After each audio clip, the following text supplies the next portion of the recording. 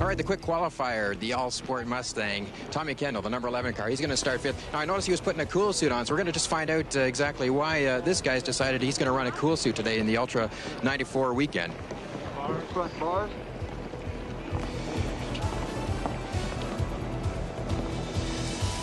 A lot of manipulating to get inside these cars and get buckled in. Tommy, I noticed that you're running a cool suit, and a lot of these guys aren't. Do you think that's going to pay off here?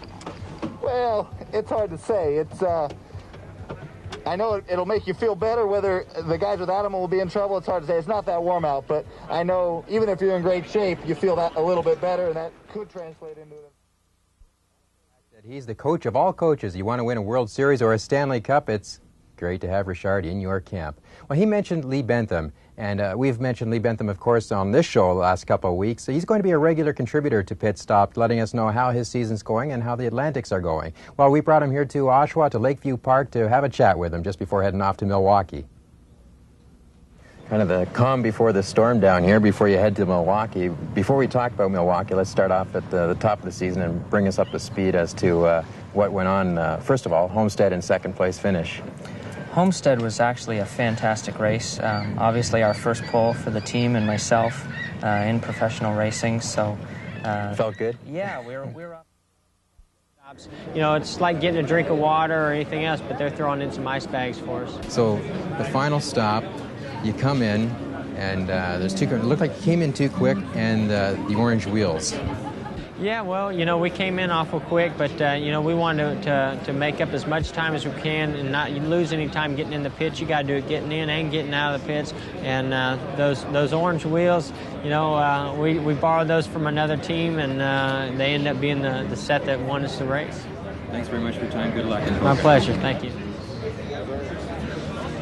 A real nice guy and definitely a deserving champion, Jeff Gordon. And congratulations to DuPont Canada for 40 years here in Canada. Well, last week we'll recap the Milwaukee action, and of course Greg Moore, what a wild ride, and he ended up with a 5th place finish. David Embringham, another podium finish, this time it's 3rd place. As far as Lee Bentham's concerned, well, he ended up 3rd. Anthony Lazzaro won the race, and Case Montgomery finished 2nd. In the Formula One, teammates are fighting. And when Jacques heard his engineer say, slow down, he slowed down because he wanted to finish the race. He knew it wasn't team orders to let Damon win. That's not the way it works. Good. At Montreal, Uncle Jacques sure made some statements about his nephew.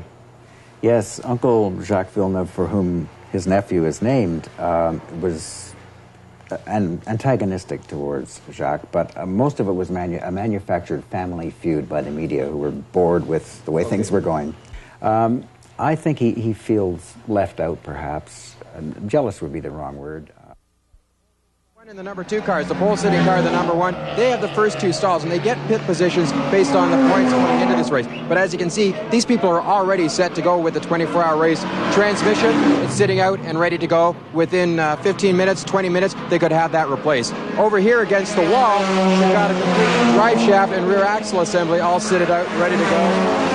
In a Firebird, they can change an axle in 4 minutes' time. Real quick work here in the pits. Over here in the pit stall, they've got the toolbox laid out, and the crew, not a lot of people here right now, but they are around, believe me, and what you're going to find throughout the night is they'll be sleeping on these toolboxes and just getting a few minutes winks wherever they can. Over here, well, you've got all the tires that it's going to take to run a 24-hour endurance race. They're all lined up and ready to go. This is a 24-hour endurance race, and it takes a lot of people, and the crews get really stressed out. We'll see that later on tonight.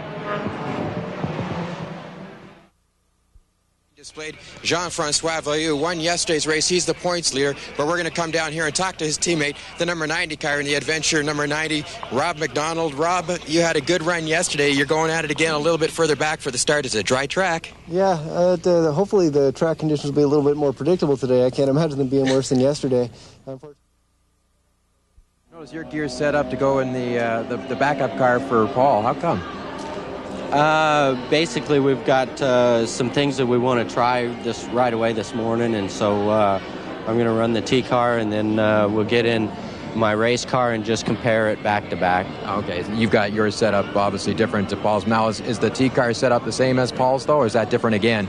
No, that's different again. We're just trying some stuff. All three of us, Emerson, Paul, and myself, and and we stuck a fourth one in there for me to run. Field set now. It's the Atlantic race they've got to worry about later on this afternoon. Taking the pole in the Lynx RT41, Patrick Carpaccio in the number 19 machine.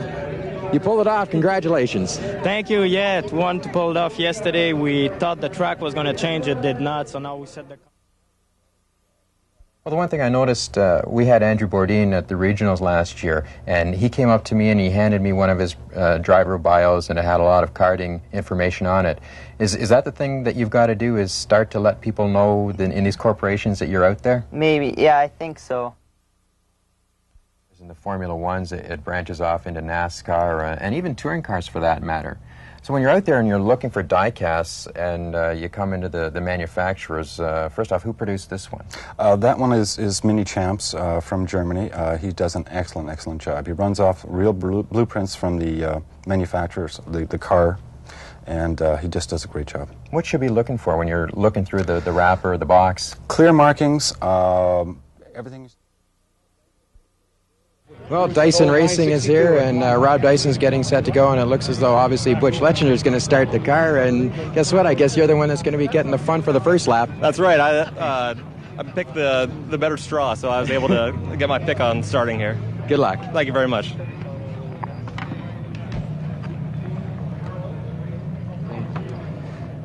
Well, as Didier climbs into the car, this is going to be interesting. We've got Ferraris on the front row. It's going to be a hot battle. 111s they turn here, and as Didier straps himself into the car, we'll let one of the crew guys get in there to help strap him in. Moment where you got to make sure everything's in place, and Didier certainly wants to head out on the track.